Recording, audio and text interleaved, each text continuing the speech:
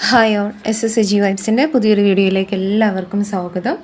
Set ഹിസ്റ്ററിയുടെ previous question പേപ്പറുമായിട്ടാണെന്ന് നമ്മൾ എത്തിയിട്ടുള്ളത്. ഈ ഒരു ക്വസ്റ്റ്യൻ പേപ്പറിൽ 60 ചോദ്യങ്ങൾ മുന്നേ നമ്മൾ ഡിസ്കസ് ചെയ്തതാണ്. അത് പാർട്ട് 1, പാർട്ട് 2, പാർട്ട് 3 എന്ന് പറഞ്ഞിട്ട് നമ്മൾ ചെയ്തിട്ടുണ്ട്.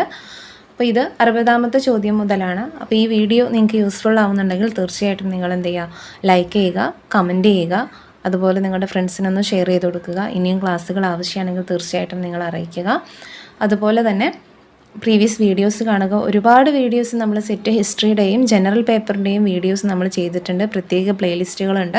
അപ്പോൾ ഇതിലെല്ലാം കയറി കണ്ടു നോക്കുക. മാത്രമല്ല സെറ്റ് ഹിസ്റ്ററി ഇന്നേവരെ ക്വാളിഫൈ ചെയ്യാൻ പറ്റാത്ത ആളുകൾക്ക് വേണ്ടിയിട്ട് ചെറിയൊരു എമൗണ്ടിന് നമ്മൾ ക്ലാസ് പ്രൊവൈഡ് ചെയ്യുന്നുണ്ട്. സെറ്റ് ഹിസ്റ്ററിക്കാണ് ക്ലാസ് കൊടുക്കുന്നത്. ആവശ്യമുള്ളവരെന്ത് ചെയ്യുക, നമ്മുടെ ഈ ഒരു കോൺടാക്റ്റ് നമ്പറിൽ കോൺടാക്റ്റ് ചെയ്യുക. നാളെ നമ്മൾ പുതിയൊരു ബാച്ച് സ്റ്റാർട്ട് ചെയ്യുന്നുണ്ട്. അപ്പോൾ എത്രയും പെട്ടെന്ന് ആവശ്യമുള്ളവർ കോൺടാക്റ്റ് ചെയ്യുക. ഓക്കെ, PDF നോട്ട്സ് ആണ്. ചിലത് വാട്സപ്പ് ഓഡിയോ ക്ലാസ്സുകളായിട്ട് നമ്മൾ വാട്സപ്പിലൂടെ ഗ്രൂപ്പ് ക്രിയേറ്റ് ചെയ്തിട്ടാണ് ക്ലാസ് കൊടുക്കുന്നത്. അപ്പോൾ ആവശ്യമുള്ളവർ കോൺടാക്റ്റ് ചെയ്യുക. Related to Balkan crisis, the Balkan league attack. related to Balkan crisis, the Balkan League attacked Australia, Russia, Turkey and Morocco. ഇവിടെ ബാൽക്കൻ ക്രൈസിസുമായി ബന്ധപ്പെട്ടാണ് ക്വസ്റ്റ്യൻ വന്നിട്ടുള്ളത്. ഫസ്റ്റ് വേൾഡ് വാറുമായിട്ട് ബന്ധപ്പെട്ട് വരുന്ന ക്വസ്റ്റ്യൻ ആണ്. അപ്പോൾ ഇതിൽ കറക്റ്റ് ആൻസർ ആയിട്ട് വരുന്നത് ഏതാണ്? ബാൽക്കൻ ക്രൈസിസുമായി ബന്ധപ്പെട്ട് ബാൽക്കൻ ലീഗ് ആരെയാണ് അറ്റാക്ക് ചെയ്തത്? കറക്റ്റ് ഓപ്ഷൻ വരുന്നത് ഏതാണ്? ഓപ്ഷൻ സി, ടർക്കി എന്നുള്ളതാണ് കറക്റ്റ് ഓപ്ഷനായിട്ട് വരുന്നത്. അപ്പോൾ എന്താണ് ബാൽക്കൻ ക്രൈസിസ് എന്നുള്ളതും അതിന് പുറകെ വന്നിട്ടുള്ള മറ്റ് ഇൻസിഡൻസുകൾ എന്താണെന്നും, അപ്പോൾ ഈ ഒരു ബാൽക്കൻ ക്രൈസിസ് എന്തുമായിട്ട് റിലേറ്റ് ചെയ്ത് നിൽക്കുന്നതാണ് എന്നുള്ളതും ഇമ്പോർട്ടൻ്റ് ആണ്. തീർച്ചയായിട്ടും നിങ്ങൾ എന്ത് ചെയ്യുക, ആ ഒരു ഭാഗം, ആ ഒരു കോൺസെപ്റ്റ് പഠിച്ചു പോകാൻ ശ്രദ്ധിക്കുക. ആ ഒരു ഭാഗം എന്ത് ചെയ്യുക, ഒന്ന് ഗൂഗിള് ചെയ്ത് നോക്കാൻ ശ്രദ്ധിക്കുക. ഓക്കെ, ഇതെല്ലാം നമ്മുടെ SCERT കണ്ടൻറ്റുകളാണ്. SCERT 10th ടെക്സ്റ്റിൽ വരുന്ന കണ്ടൻറ്റുകളാണ്. Next, the news paper founded by Mussolini. Mussolini ആരംഭിച്ച ന്യൂസ് പേപ്പർ ഏതാണ്? Avanti, swastika, second popolo and Fuhrer. ഏതാണ് ന്യൂസ് പേപ്പറിൻ്റെ മുസോളിനിയുടെ ന്യൂസ് പേപ്പറായിട്ട് അറിയപ്പെടുന്നത്? കറക്റ്റ് ഓപ്ഷൻ സി ആണ് വരുന്നത്. കറക്റ്റ് ഓപ്ഷൻ സി ആണ് ആൻസർ ആയിട്ട് വരുന്നത്. ഓക്കെ, അപ്പോൾ ആ ഒരു സെക്കൻഡ് പൊപ്പോളോ എന്നുള്ളൊരു ന്യൂസ് പേപ്പറാണ്. അപ്പോൾ അതൊന്ന് നോട്ട് ചെയ്ത് വെക്കുക. നെക്സ്റ്റ് ചോദ്യം, identify the wrong statement regarding globalisation. ഗ്ലോബലൈസേഷനുമായി ബന്ധപ്പെട്ട് റോങ് ആയിട്ടുള്ള statement. Communication become more easier and cheaper. Communication ഏറ്റവും ഈസിയായി, ചീപ്പായി എന്ന് പറയുന്നുണ്ട്. Increase in flows of ideas and investment between nations. അതുപോലെ created more employment opportunities. Over standardisation of products through global. ഇവിടെ ഇതാണ് കറക്റ്റ് ഓപ്ഷനായിട്ട് വരുന്നത്. റോങ് സ്റ്റേറ്റ്മെൻ്റ് ആണ്. അപ്പോൾ കറക്റ്റ് ഏതായിരിക്കും? ഓപ്ഷൻ ഡി ആണ്. Over standardisation of products through global എന്നുള്ളതാണ് ഇവിടെ റോങ് സ്റ്റേറ്റ്മെൻറ്റ്. ഗ്ലോബലൈസേഷനുമായി ബന്ധപ്പെട്ട് റോങ് ആയിട്ടുള്ള സ്റ്റേറ്റ്മെൻറ്റ്. ബാക്കി മൂന്നും എന്താണ്? ഗ്ലോബലൈസേഷനുമായി ബന്ധപ്പെട്ട് പറയുമ്പോൾ ശരിയായിട്ടുള്ള സ്റ്റേറ്റ്മെൻ്റ് ആണ്. കമ്മ്യൂണിക്കേഷൻ ഏറ്റവും ഈസിയും ചീപ്പറായി മാറി. ഇൻക്രീസ് ഇൻ ഫ്ലോസ് ഓഫ് ഐഡിയാസും ആശയങ്ങളുടെയും സാധനങ്ങളുടെയും ഒഴുക്ക് നമുക്ക് രാജ്യങ്ങളുടെ അതിർത്തി ഭേദിച്ചിട്ടുള്ള ആ ഒരു ഒഴുക്ക് നമുക്ക് കാണാൻ സാധിക്കും. ഒരുപാട് എംപ്ലോയ്മെൻറ്റ് ഓപ്പർച്യൂണിറ്റീസ് ഉണ്ടായിട്ടുണ്ട്. അപ്പോൾ ഇതെല്ലാം ഗ്ലോബലൈസേഷനുമായി ബന്ധപ്പെട്ട് ശരിയായിട്ടുള്ളതാണ്. തെറ്റായത് ഓവർ സ്റ്റാൻഡർഡൈസേഷൻ ഓഫ് പ്രോഡക്റ്റ് എന്നുള്ളതാണ്. Next, G8 economic grouping of highly industrialized countries had its first summit in 1975. G8 economic ഗ്രൂപ്പിനെ കുറിച്ചാണ് ചോദിച്ചിട്ടുള്ളത്. G8. അപ്പോൾ തീർച്ചയായിട്ടും എന്താണ് G8 എന്നുള്ളതും ഏതൊക്കെ രാജ്യങ്ങളാണ് ആ G8ൽ വരുന്നത് എന്നുള്ളതും കൃത്യമായിട്ട് നോട്ട് ചെയ്യുക. അപ്പോൾ അതിൻ്റെ ഫസ്റ്റ് സമ്മിറ്റ് 1975 ഫസ്റ്റ് സമ്മിറ്റ് നടക്കുന്നത്. അതെവിടെയാണ് എന്നാണ് ചോദിച്ചിട്ടുള്ളത്. USA, Japan, Canada and France.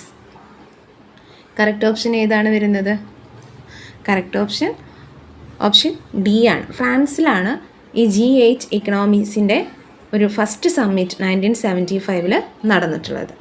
Okay, അപ്പോൾ ഇതുപോലെ മറ്റൊരുപാട് ഗ്രൂപ്പുകളുണ്ട്. അപ്പോൾ ആ ഗ്രൂപ്പും ഏതൊക്കെയാണെന്ന് ജസ്റ്റ് ഒന്ന് നോക്കി വെക്കുക, അതിൻ്റെ രാജ്യങ്ങൾ ഏതൊക്കെയാണെന്നും നോക്കി വെക്കുന്നത് നന്നായിരിക്കും.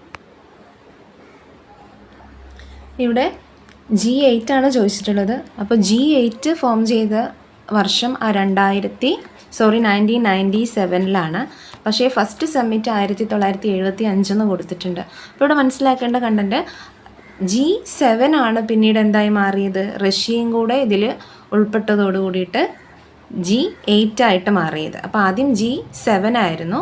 ആ G7ൻ്റെ ഫസ്റ്റ് സമ്മിറ്റാണ് 1975 ഫ്രാൻസിൽ വെച്ച് നടന്നിട്ടുള്ളത്. ഏതൊക്കെയാണ് countries? Japan, Italy, UK, USA, Germany, France and Canada. ഇങ്ങനെയാണ് G7 7 രാജ്യങ്ങൾ വരുന്നത്. അതിൻ്റെ കൂടെ 1997 റഷ്യയും കൂടെ ചേർന്നപ്പോൾ G8 ആയി. ഈ റഷ്യ പിന്നീട് ക്രീമിയെ ആക്രമിച്ചതിൻ്റെ ഭാഗമായിട്ട് റഷ്യ എന്ത് ചെയ്തിട്ടുണ്ട്, ഈ G8 നിന്നും പുറത്താക്കിയിട്ടുണ്ട്. അതിൻ്റെ ഭാഗമായിട്ട് വീണ്ടും ഈ G8 എന്തായി മാറിയിട്ടുണ്ട്, 2014 G7 തന്നെയായി മാറിയിട്ടുണ്ട്. അപ്പോൾ രാജ്യങ്ങൾ ഏതൊക്കെയാണെന്ന് നോട്ട് ചെയ്യുക. ഫസ്റ്റ് സമ്മിറ്റ് 1975 1997 G7 G8 ആയി മാറിയത് എന്നുള്ളതും കൂടെ മനസ്സിലാക്കുക. First session of General Assembly of UNO was convened in 10th January 1946. First session UNOയുടെ ജനറൽ അസംബ്ലി നമുക്കറിയാം, സെറ്റിൽ UNO എന്ന് പറയുന്നത് ഇമ്പോർട്ടൻ്റ് ആയിട്ടുള്ള ഒന്നാണ്.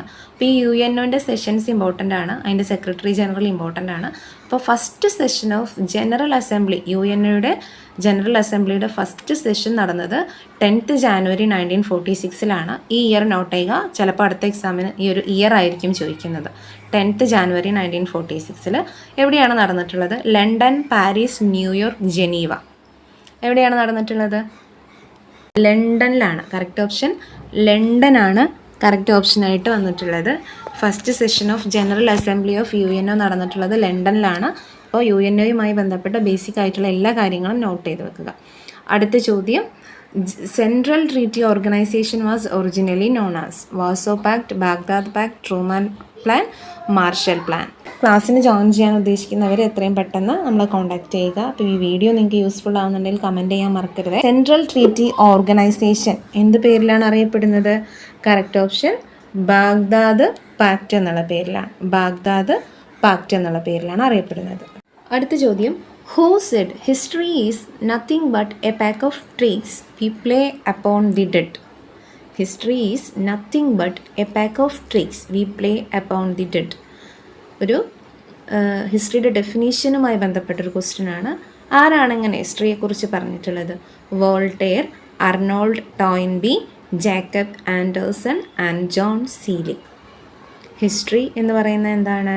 മരിച്ചവരുടെ മേലെ നമ്മൾ ചെയ്യുന്ന ഒരു തരം ട്രിക്കാണ്, അല്ലെങ്കിൽ ഒരു കൂട്ടം ട്രിക്സിനെയാണ് ഹിസ്റ്ററി എന്ന് പറയുന്നത്. ആ തരത്തിൽ ഹിസ്റ്ററിയെ ഡിഫൈൻ ചെയ്തത് ആരാണ്? History is nothing but a pack of tricks we play upon the dead.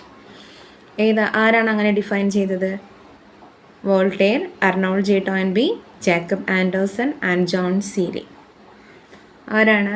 Voltaire ആണ് ഹിസ്റ്ററിയെക്കുറിച്ച് ഇങ്ങനെ ഡിഫൈൻ ചെയ്തിട്ടുള്ളത്. ഈ ഒരു വീഡിയോ ഇത്രയാണ്. ബാക്കി ക്വസ്റ്റ്യൻസ് നമ്മൾ അടുത്ത വീഡിയോ ആയിട്ട് ചെയ്യുന്നതായിരിക്കും. ഈ ഒരു വീഡിയോ യൂസ്ഫുൾ ആയിട്ടുണ്ടെങ്കിൽ കമൻറ്റ് ചെയ്യുക, ലൈക്ക് ചെയ്യുക, നിങ്ങളുടെ ഫ്രണ്ട്സിനൊക്കെ ഒന്ന് ഷെയർ ചെയ്ത് കൊടുക്കുക.